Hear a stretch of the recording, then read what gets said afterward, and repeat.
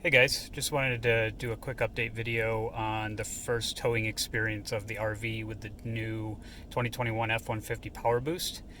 So first I'll just summarize the trip. So it was 71.7 miles, obviously 0 electric miles, and that's because when it's in tow haul mode, it blocks out, I know it blocks out 10th gear. I don't think I ever saw 9th gear, so that may be blocked out as well, but it also disables the all electric mode.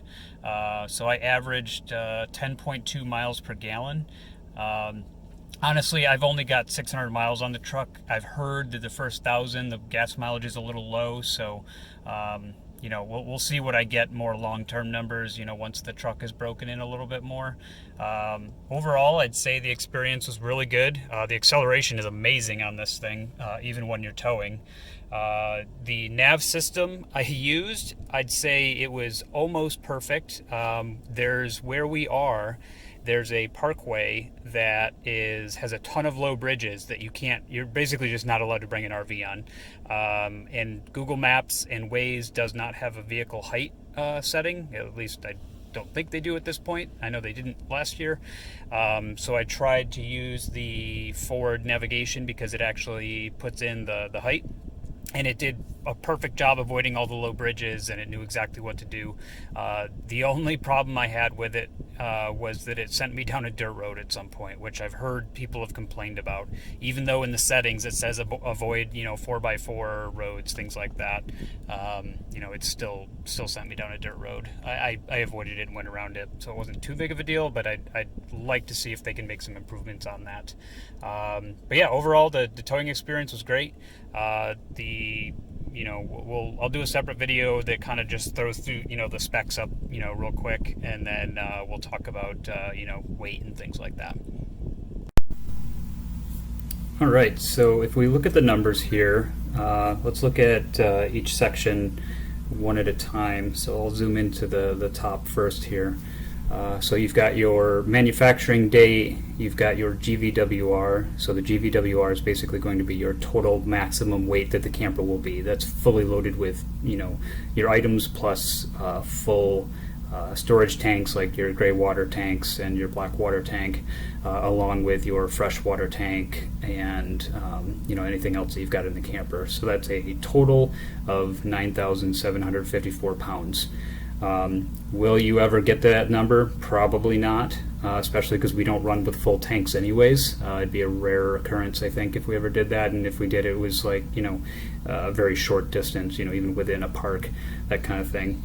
Then you've got your axle rating, which is important, when you're evaluating a new camper, to make sure that they've rated the axles properly. Then it talks about the tires here. So these are 15-inch D-rated tires, which not the greatest. D-rated is not very good.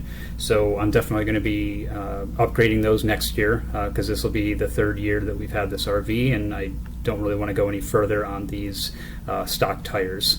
And then the rim size, as you can see, is 15x6, and it's got the tire pressure is 65 psi for this RV. And one thing I didn't mention is this is a Sundance 293 RL, which is made by Harland. So now if we zoom into the bottom image, this gives you a little bit more information. Again, your tire size and pressures. And then at the top there, where it kind of shows you some cargo information, this RV supports a very large amount of cargo capacity, actually, 2,755 pounds. So it holds a lot of extra weight that, like I said, we'll never get to that point. So even though our GVWR is pretty high, it's really, like I said, we're not going to get anywhere near that. And then you've got your down below the freshwater weight and things like that, and wastewater weight. So let's say just ballpark that this RV is probably loaded. I'd probably say around 8,000 pounds, somewhere around there, because empty, I believe it's I'm not sure if it's listed here, but I believe it's just under, I think it's like $69.95 or something like that, empty. So I figure, probably have 1,000 pounds worth of just stuff, plus some liquids and things, and extra weight. So we're probably at around 8,000 pounds that we're towing with the F-150. So not that's, I probably wouldn't go any higher than that. The RV is definitely very large for its size physically. So you end up with a lot of wind, especially with trucks on the highway and just crosswinds. So that's why we have the ProPride hitch, which I'm going to do a separate video on that topic and how that really solved all that for us. But overall, as far as acceleration and braking, I felt very safe with the F-150. The accelerations, blows the old Silverado out of the water, especially with that hybrid powertrain that, just gives you that added torque.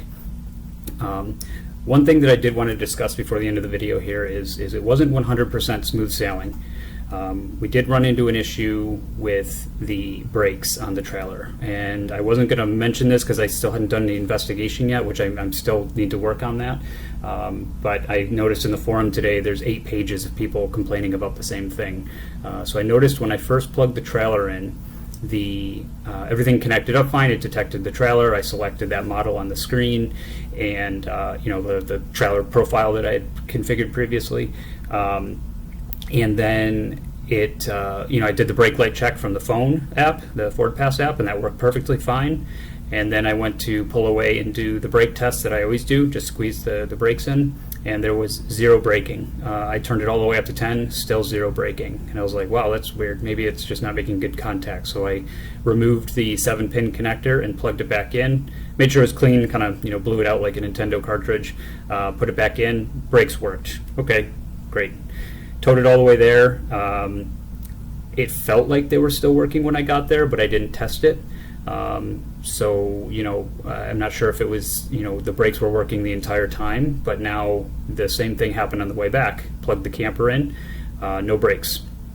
So I go in, or I go out back out. I look at the 7-pin connector. Everything looks clean. Plug it back in. All of a sudden I've got brakes. Great. We towed all the way home.